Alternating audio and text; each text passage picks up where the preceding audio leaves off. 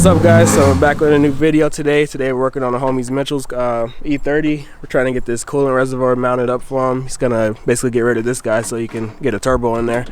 And we're trying to mock up where it's gonna go right now. So far we're thinking about putting it over here in this area where those lines are.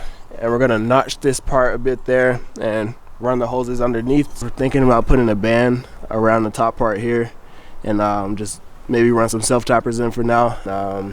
And we'll see how stable it is, and if we have to add anything else then we will, but that's where we are right now.